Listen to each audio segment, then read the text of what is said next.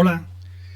Redondear es mucho más que una función de Access, que ahora veremos. Redondear es una forma de hacer las cosas que, dependiendo de cómo lo utilicemos, puede alterar el resultado de algunas operaciones. Vamos a empezar con la función de Access redondear, que como otras muchas, podemos escribir directamente en español, en su lugar de su comando en inglés round. De hecho, si ponemos round, el propio Access nos lo va a cambiar a redondear.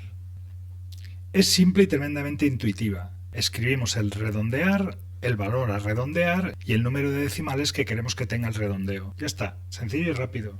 Lo importante de redondear es dónde hacemos los redondeos, y es ahí donde tenemos que tener cuidado para no cometer errores. Vamos a ver un ejemplo. He preparado estas dos tablas que podían pertenecer a una tabla de facturas, más bien de líneas de factura, donde he puesto un campo calculado que le he llamado imp total. También he preparado una copia de ella, pero he utilizado redondear a 2 decimales en el campo calculado. Bien, veamos ahora cómo resultaría un formulario con estas líneas de factura. Este primer formulario está creado con las facturas sin redondeo de ningún tipo. Veamos un segundo formulario en el que hemos utilizado la tabla en la que redondeamos cada uno de los totales de línea. Y he preparado un tercer formulario donde hemos redondeado el total. Vemos que se produce una diferencia en los resultados. Se produce porque al redondear cada línea vamos acumulando un pequeño error en el tercer decimal que, dependiendo de los importes y cantidades, puede afectar o no. El consejo: redondear al final. Os aconsejo también que reviséis el destello 204 en el que hablábamos de las funciones fix e int